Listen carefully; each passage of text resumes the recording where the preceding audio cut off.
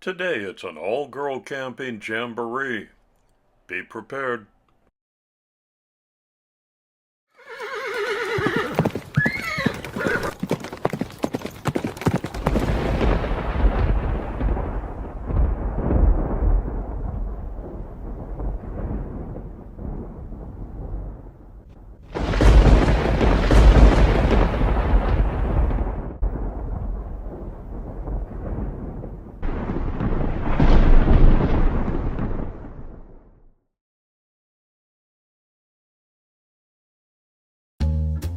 Hi everybody, and a warm welcome back to Maple Leaf Customs in Switzerland.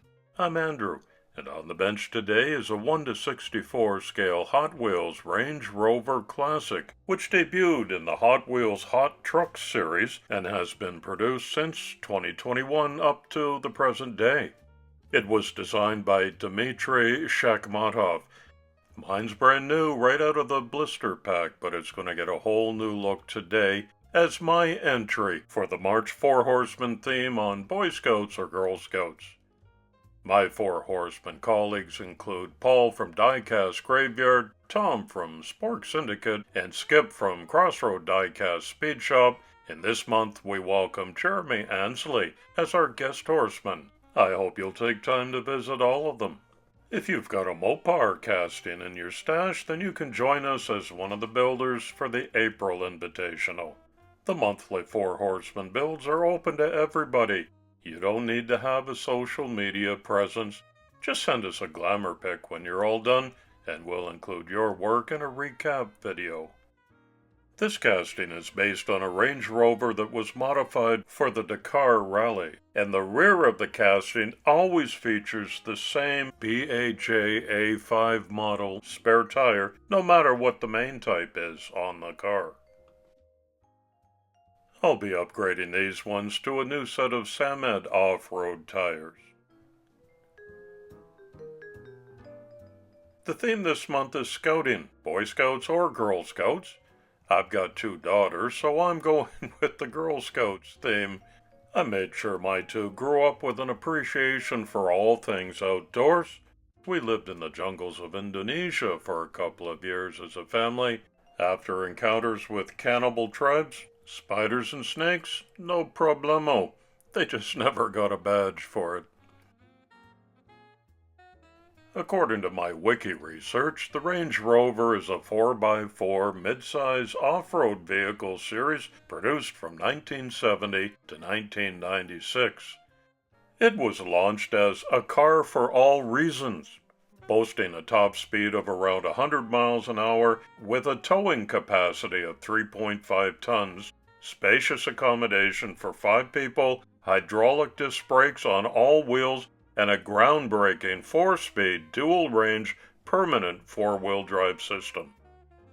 To much critical acclaim, it appeared that the Range Rover had succeeded in their goal of making a car equally capable both on and off-road, arguably better in both environments than any other 4-wheel drive vehicle of its era.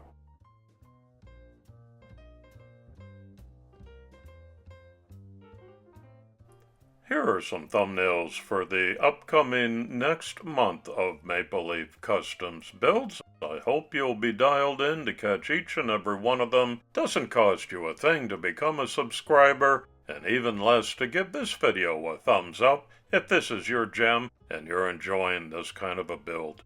Thanks for doing that. I sure do appreciate your following. And now that you know how to find my channel, it'll be easy to make your way back. I looked up all of the different color combos for the Range Rover over the years, and a light green's a popular one, which also fits in well with the Girl Scouts green and white logo that I hope to incorporate in this livery. So I mix up some Vallejo acrylic paint, load up my airbrush,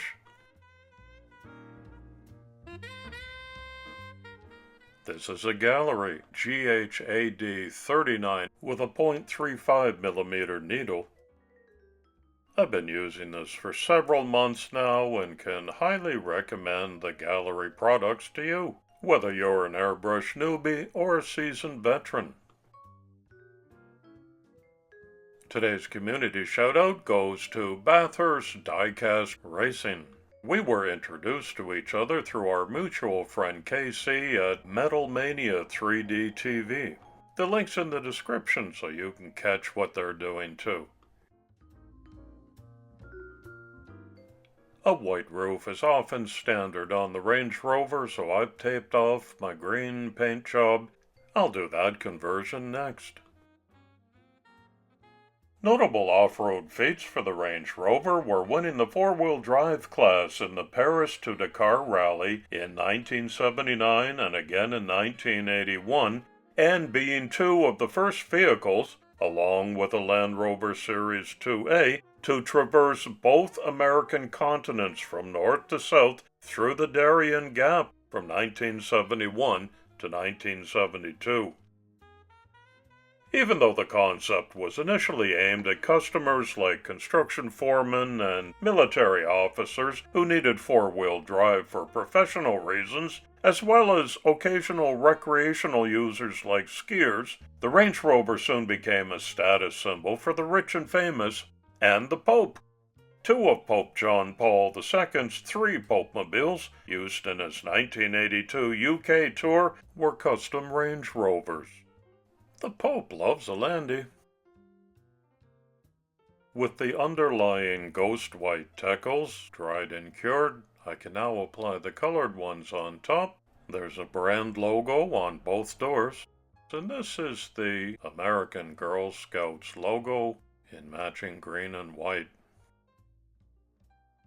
Range Rover across the back,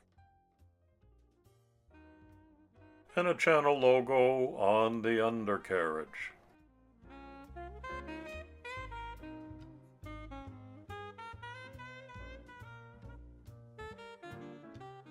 I'm turning my Range Rover into a custom Overland edition, so I printed some parts for a 3D body kit, including fender flares.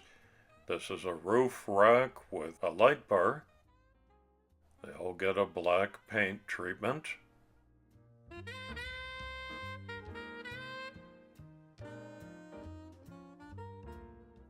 Whenever it's possible, I like to add tiny rhinestones to these light bars for a more realistic effect.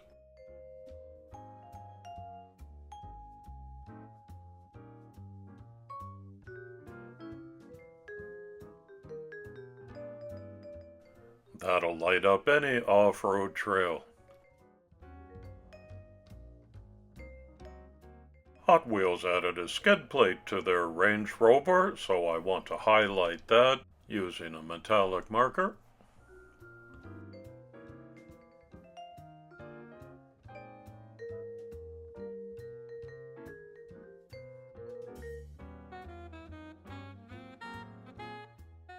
The suspension, the four-wheel drive differentials, and rear springs get highlighted too. And let's be honest, Girl Scout cookies are like crack.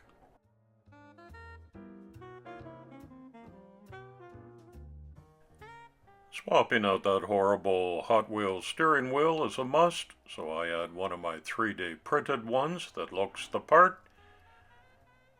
I'm adding a fire extinguisher to the back of the Range Rover because Girl Scouts, be prepared.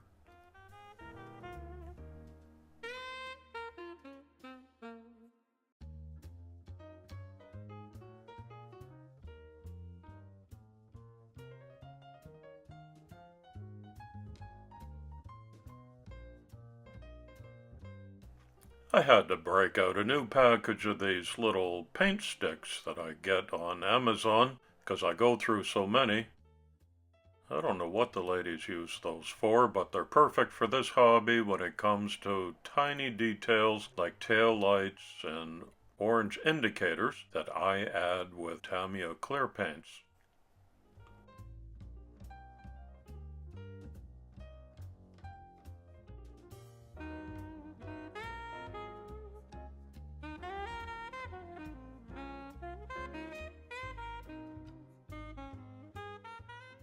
Mini license plate to come. These Girl Scouts aren't getting their nails done this weekend. We're getting down and dirty. So I'm going to water down some appropriately named mud brown and apply it liberally like a wash over most of the Range Rover.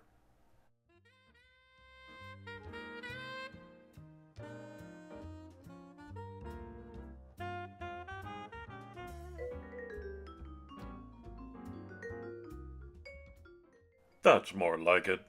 Now the landy looks like it's been in the deep woods for a campout. The girls too. Time for some dusting, especially on these big new off-road tires. I've put another spare on the hood too. Here are all of the parts and pieces after a week on the bench. You can see I've added quite a bit of detail. The interior got that new steering wheel, fire extinguisher. I've chromed the roll bars in the back and the spare. Never touched the glass and the undercarriage as you've seen earlier with the skid plate and the diffs and the muffler and the springs all done up right. Final 3D printed part was this winch and push bar. That'll be the last thing that I have fixed. Samet Wheels offers a huge variety of off-road tires. These make one of the biggest impacts in this build.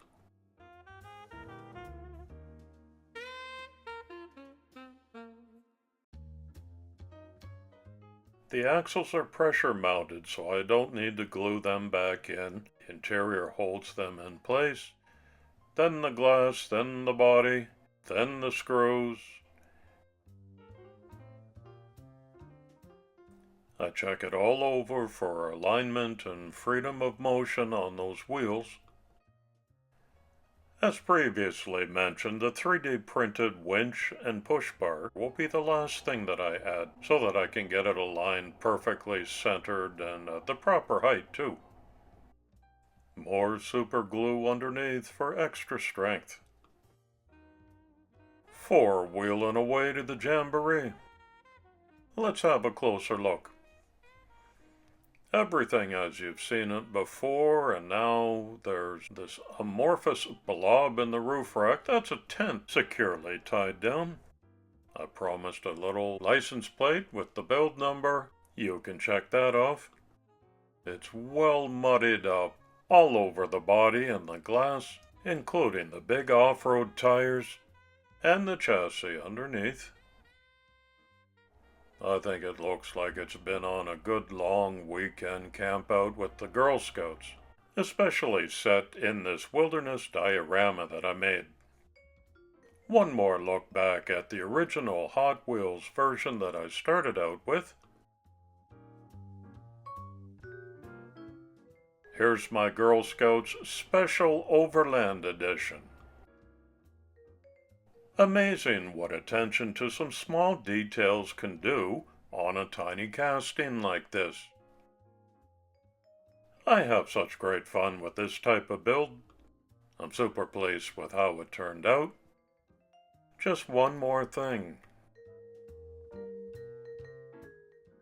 I had to add a tent to the roof rack. I made the frame from styrene rods. There's an extension platform off the back.